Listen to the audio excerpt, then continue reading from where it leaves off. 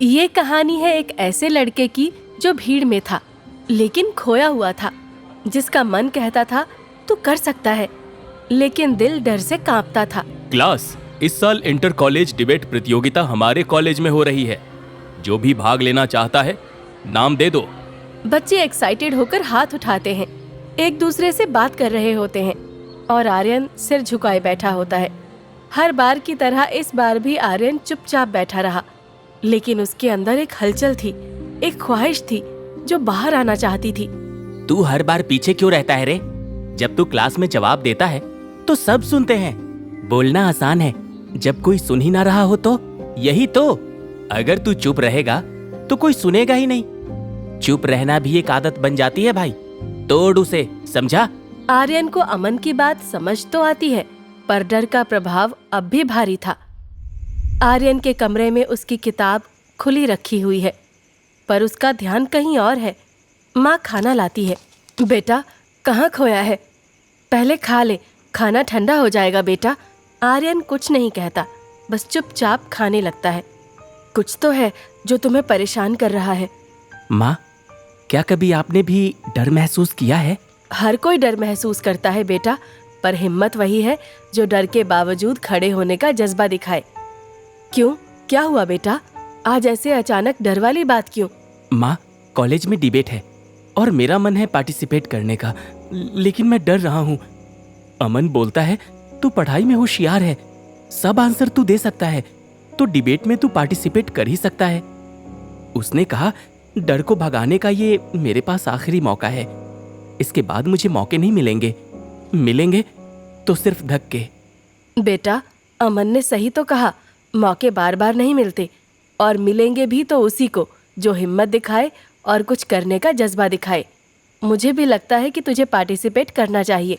उस रात आर्यन देर तक छत की ओर देखता रहा, शायद अपने डर को पहचान रहा था। आर्यन किताब पढ़ रहा है, how to overcome stage fear. शायद डर से लड़ने की शुरुआत जानने से होती है, और आर्यन ने जानना शुरू किया था। वाह, अबे ये क्या पढ़ रहा है तू? अभी तो डर से दोस्ती कर रहा हूँ, फिर लड़ाई करूंगा। कॉलेज का ऑडिटोरियम बच्चों से भरा था। ऊपर बड़े अक्षरों में लिखा हुआ था, एजुकेशन सिस्टम। कुछ चेहरे उत्साहित थे तो कुछ डरे हुए, और उन्हीं चेहरों में एक चेहरा था आर्यन का, शांत, सहमा हुआ, पर उसकी आंखों में कुछ खास था। मंच पर एक एक कर छात्र अपना भाषण दे रहे थे। तालियों की आवाज आती है, फिर शिक्षक का स्वर गूंजता है, नेक्स्ट स्पीकर आर्यन। सबकी निगाहें आर्यन की तरफ घूमती हैं। वो चौंकता है, कुछ सेकंड के लिए बैठा ही रहता है, फिर धीरे धीरे खड़ा होता है।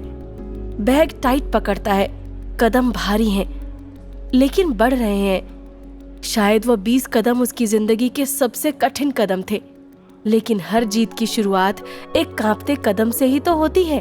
सबके सामने बोलना ये मेरे लिए कभी आसान नहीं रहा। पता नहीं आवाज निकलेगी या नहीं, पर आज कुछ बदलना होगा। अपने आप का सामना करना होगा। वो माइक के सामने खड़ा होता है, थोड़ी देर चुप, उसकी आंखें सामने बैठे छात्रों की ओर जाती हैं। कुछ लोग मोबाइल में हैं, कुछ उसे घूर रहे हैं। वो गहरी सांस लेता है, हाथ थोड़े कांपते हैं, फिर वो माइक को एडजस्ट करता है और बोलना शुरू करता है। आवाज धीमी लेकिन साफ। रिस्पेक्टेड जजेस। वो हंसी जिससे वो डरता था आज सामने थी, मगर वो पीछे नहीं हटा। एजुकेशन हमें उड़ना सिखाती है, पर आजकल ये बोझ बन चुकी है। मार्क्स की होड़ में हम खुद को भूल चुके हैं। पेरेंट्स कहते हैं इंजीनियर बनो, सोसाइटी कहती है डॉक्टर ही काबिल है, पर कोई नहीं पूछता तुम क्या बनना चाहते हो। एजुकेशन का मतलब सिर्फ सिलेबस नहीं होता, बल्कि खुद को पहचानना होता है। हमें A+ नहीं चाहिए, हमें ऐसा सिस्टम चाहिए जो हमें समझे। कभी कभी बदलाव छोटे कदमों से होता है, लेकिन असर बड़ा होता है।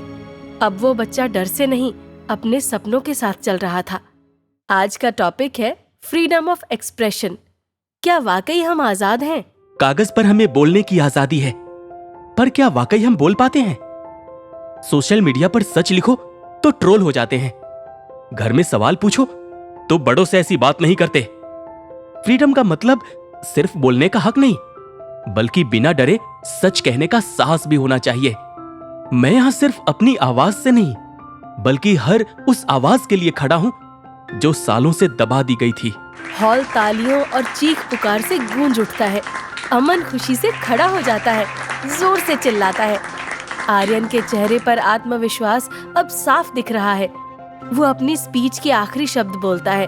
और अगर आज मैं यहाँ खड़ा हूं तो सिर्फ इसलिए नहीं कि मुझे जीतना है, बल्कि इसलिए कि मैं खुद से हारते हारते थक गया था। डर अब भी है, लेकिन अब मैं भाग नहीं रहा। एक पल की चुप्पी, फिर एक कोने से ताली बजती है, फिर दूसरी तरफ से, और फिर पूरा हॉल तालियों की गूंज से भर जाता है। हॉल तालियों से गूंजता है। आर्यन हैरान है, भावुक है। उसके चेहरे पर हल्की मुस्कान है, आंखें थोड़ी नम। उसके क्लासमेट्स खड़े होकर तालियां बजा रहे हैं। वो धीरे धीरे मंच से नीचे उतरता है। उसकी क्लास टीचर पास आती हैं, कंधे पर हाथ रखती हैं। वेल डन आर्यन, तुमने खुद को हरा के खुद को पा लिया। अब दुनिया को जीतना बाकी है। सभी छात्र, शिक्षक और जज बैठे हैं। मंच पर प्रिंसिपल माइक के पास खड़े हैं। हाथ में एक ट्रॉफी है। हॉल में एक सस्पेंस वाली खामोशी है। And the best speaker award goes to Aryan. Hall तालियों और चीख पुकार से गूंज उठता है। अमन खुशी से खड़ा हो जाता है, जोर से चिल्लाता है। बोल दिया था ना भाई, तू टिकेगा स्टेज पे, पर लोगों के दिल भी हिला देगा। आर्यन थोड़ा शर्माते हुए मुस्कुराता है, फिर खड़ा होता है। उसकी आंखों में आत्मविश्वास झलकता है। वो मंच की तरफ बढ़ता है। प्रिंसिपल मुस्कुराकर ट्रॉफी उसे देते हैं। आर्यन उसे थामता है। उसकी आंखें हल्की सी भीगी हुई हैं, लेकिन मुस्कान सच्ची है। उस दिन आर्यन ने सिर्फ एक ट्रॉफी नहीं, बल्कि अपना डर जीत लिया था।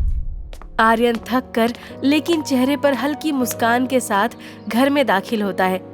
माँ किचन से बाहर आती हैं। आज क्या हुआ बेटा, कुछ खास? आर्यन बैग से ट्रॉफी निकालता है और माँ के सामने रखता है। माँ, आज मैंने डिबेट जीता, बेस्ट स्पीकर बना। माँ हैरान और भावुक होकर ट्रॉफी उठाती हैं। उनकी आंखें भर आती हैं। फिर वो आर्यन को गले लगा लेती हैं। मेरा बेटा, तूने कमाल कर दिया। देख, तुझमें जो है आज सबने देख लिया। हाँ माँ, आज मैं बोला।